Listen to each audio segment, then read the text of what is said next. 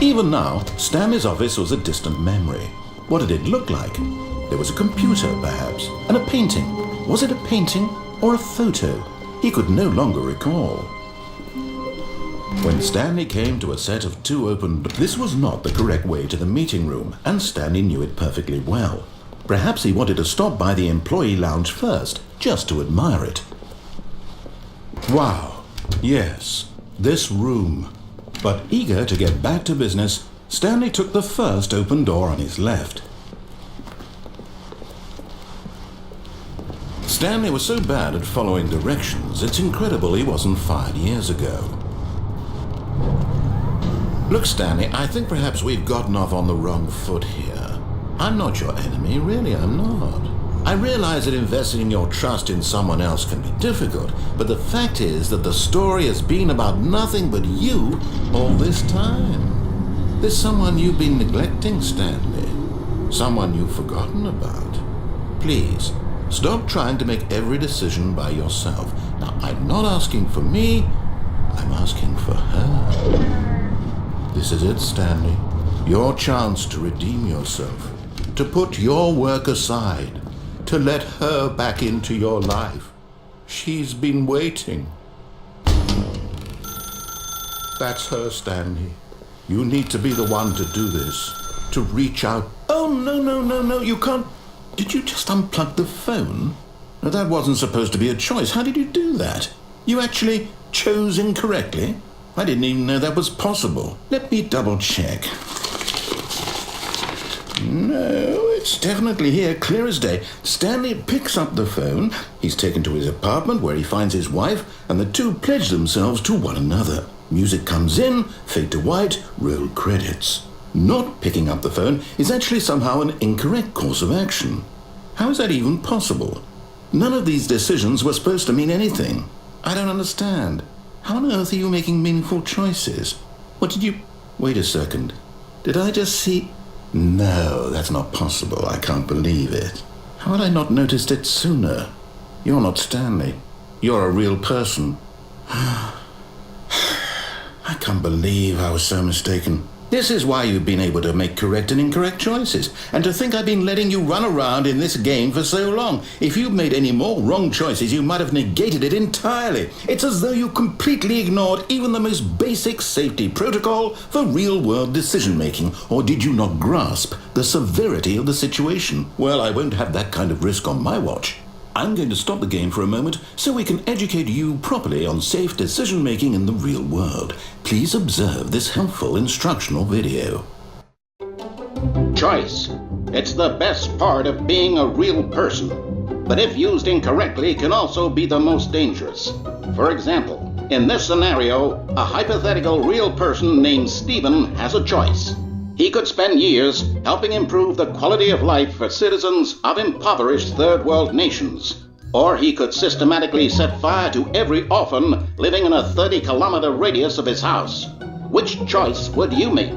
Remember that unlike here, the real world makes sense, and at no time should you make a choice that does not conform to rational logic.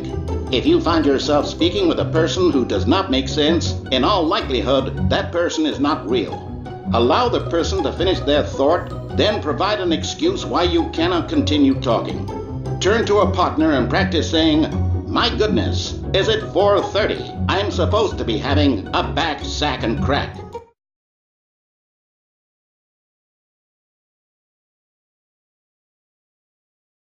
Excellent. Making choices on a regular basis is the best part to a healthy decision-making process. Most medical professionals recommend making at least 8 choices per day. Do you make more than 8? Less? And finally, if you begin to wonder if your choices are actually meaningful and whether you'll ever make a significant contribution to the world, just remember that in the vast infiniteness of space, your thoughts and problems are materially insignificant, and the feeling should subside. At this time, your instructor will guide you in an exercise to test and reinforce the material covered in this video. Welcome back. You may have noticed that this room has begun to deteriorate as a result of narrative contradiction. But not to worry. Now that you're properly informed on good decision making, we're going to revisit a choice you made just a few minutes ago and see what the correct thing to do would have been. This way, please.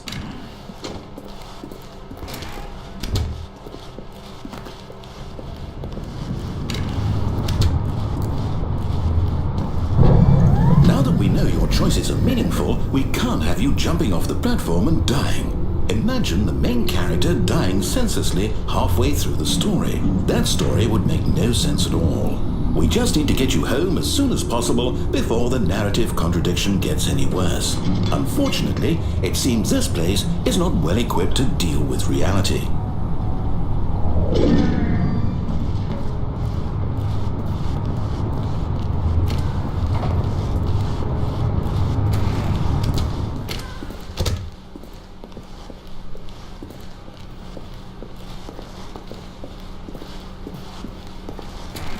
Almost there. You'll take the door on the left, back to the correct ending, the story will have resolution once again, and you'll be home free in the real world. Now remember, all you need to do is behave exactly as Stanley would. That means choosing responsibly and always putting the story first. I'm quite sure you'll be up to the task. Just follow my lead and you'll be fine. All right. When Stanley came to a set of 2 open doors, he entered the door on his left.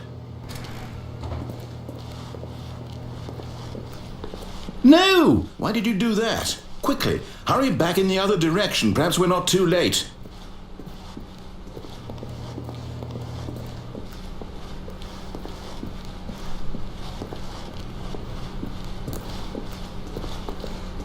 Oh, it's ruined. I can't believe, after everything we talked about, that you... My story! You've destroyed my work! Why? For what?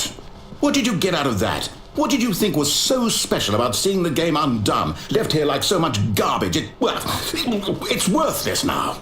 And what am I supposed to do? Even if there were a way to continue, would it be worth it? To know that my story is now incorrect? How can I go back to that? I can't erase that knowledge. I'll have to live with it forever, reliving its impossibility forever. I couldn't live that way. Is it better to shut the game down entirely? To willingly destroy all of my work? I don't know. What's the answer? What do I do? What do I do? What do I... No, I have to. I have to shut the game down. I have to. I have to.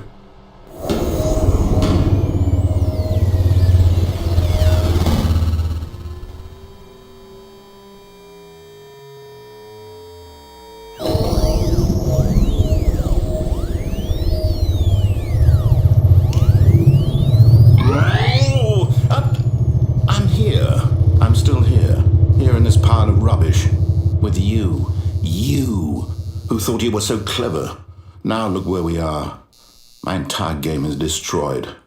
It was the only thing in the world that was mine, and you've run it into the ground. What, did you think that would be funny? You just had to see? Didn't I impress upon you how important it was to be like Stanley?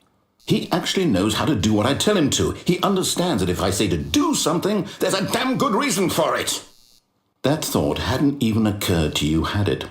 That there's a world outside of you? You're a child. Oh, my story. If you'd just gone through the door on the left, you would have seen it. There was a whole underground facility. You would have destroyed it and been victorious. It would have been so perfect. I worked so hard on it. I tried so hard. Just behave exactly as Stanley would. That means choosing responsibly and always putting the story first. I'm quite sure you'll be up to the task. Just follow my lead and you'll be fine. All right. When Stanley came to a set of 2 open doors, he entered the door on his left.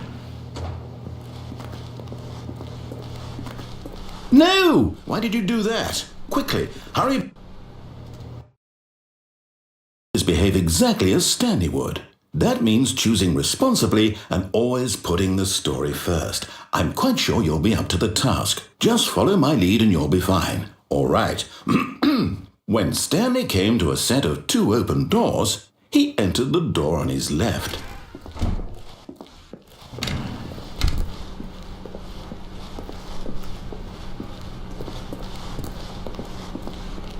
Yet there was not a single person here either. Feeling a wave of disbelief, Stanley decided to go up to his boss's office, hoping he might find an answer there. Coming to a staircase, Stanley walked upstairs to his boss's office.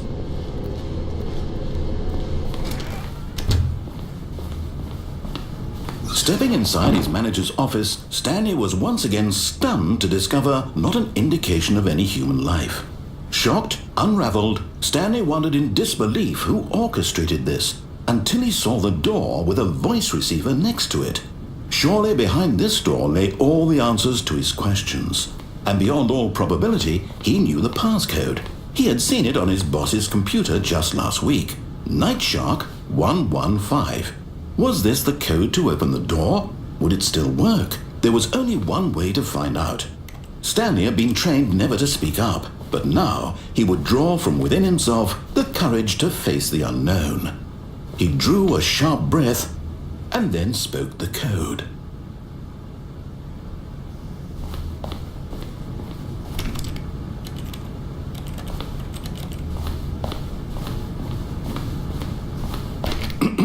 Stanley spoke the code. Night Shark 115. He spoke it into the receiver, right there on the wall.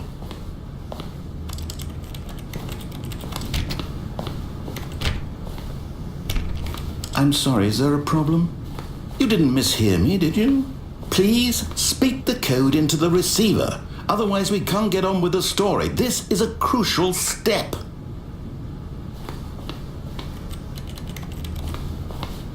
Okay, fine, you're not going to do it, but you know what?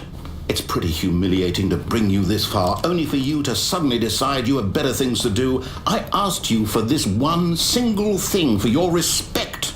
The kind of respect Stanley shows for his choices. He knows what it means to take a story seriously. If you didn't want to see what I had to show you, then why did you come here? You had a choice, you know. You could have gone through the door on the right. You could have done whatever the hell you wanted over there. Why did you come this way? Speak. Say something to me. Explain yourself, you coward. When Stanley came to a set of two open doors, he entered the door on his left. Stanley? Hello? Are you... Is everything okay? Stanley, please. I need you to make a choice. I need you to walk through the door. Are you listening to me? Can you hear me? Is everything all right? Stanley, this is important. The story needs you. It needs you to make a decision. It cannot exist without you. Do you understand me? Whatever choice you make is just fine. They're both correct. You cannot be wrong here. We can work together. I'll accept whatever you do. I simply need you to take that step forward, please. Choose. Do something. Anything. This is more important than you can ever know. I need this. The story needs it. So, you hear me? Are you there? Are you listening to this? Stanley, are you there? Okay. It's okay, I can wait. You need time to decide. Time to make sure your choice is correct. That is the best choice. That's all right. I'll wait for you to decide what's the right thing to do. Take as much time as you need.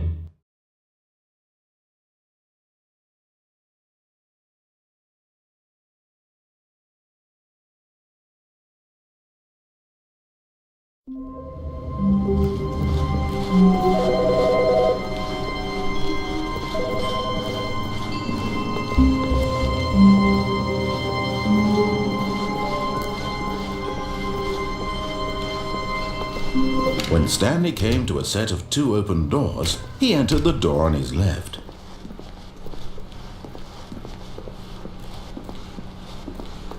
Yet there was not a single person here either. Feeling a wave of disbelief, Stanley decided to go up to his boss's office. Coming to a staircase, Stanley walked upstairs to his boss's office.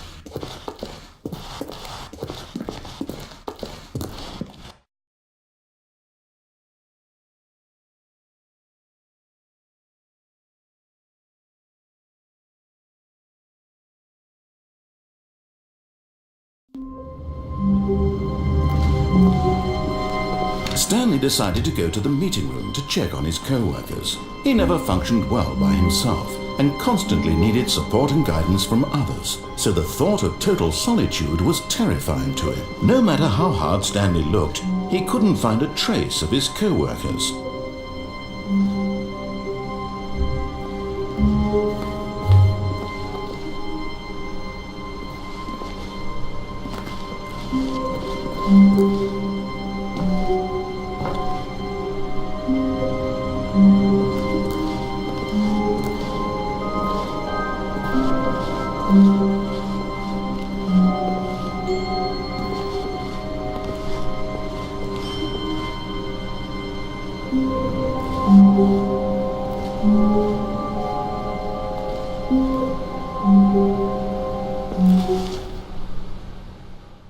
At first, Stanley assumed he'd broken the map, until he heard this narration and realized it was part of the game's design all along. He then praised the game for its insightful and witty commentary into the nature of video game structure and its examination of structural narrative tropes. So, now that you're here, what do you think? Isn't this a fun and unique place to be? Why don't we take a minute just to drink it all in? Okay, I'm over it now. What do you think? Are you sick of this gag yet?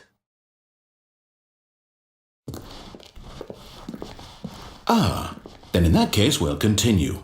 But now, here comes the real question. What do you think would have happened if you had told me that you wanted this to stop? Do you think it would have been particularly different? Would I have taken the same idea but rephrased it superficially to fit that answer? Perhaps you never would even have thought of it if I hadn't brought up the issue in the first place. Oh, now think about it. Will it be worth it for you to restart and then come back here just to do the other option? Clearly, this whole gag takes some time. What if the other option is even longer? How long will you spend in total just to have heard all the narration? Oh, and this is rich. Perhaps you've just played the other option, and now you've come to see what happens in this one. So, what do you think? Which choice was the better one? Imagine if you had selected continue on your first playthrough, how tantalizing it would be not knowing what happens when you pick the other option. Indeed, you are one of the lucky ones. Though if the other option is really miserable to listen to, then perhaps you're not. In fact, I'm just going to say that no one who's listening to this is lucky. Well now, I've built up the other options so much that I'm going to stop talking and leave you to your decision whether to come back here, continue with the game, or just sit in this spot forever and ever. Cheers.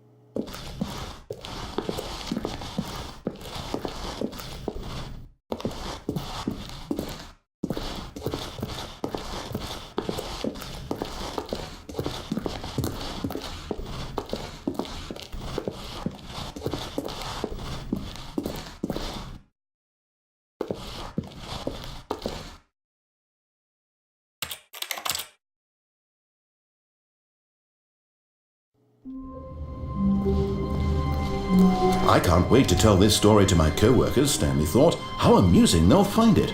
Oh, won't we all just laugh and laugh at the time I thought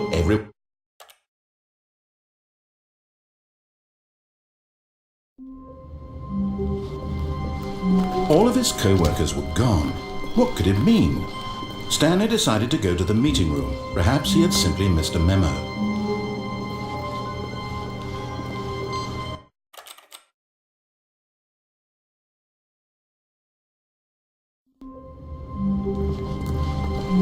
All of his co-workers were gone. What could it mean? Stanley decided to go to the meeting room. Perhaps he had simply missed a memo.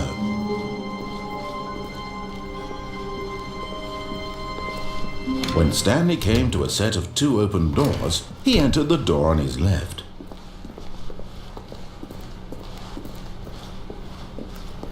Yet there was not a single person here either. Feeling a wave of disbelief, Stanley decided to go up to his boss's office. Coming to a staircase, Stanley walked upstairs to his boss's office.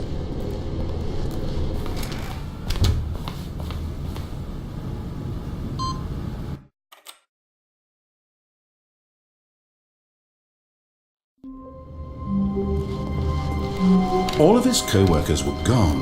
What could it mean?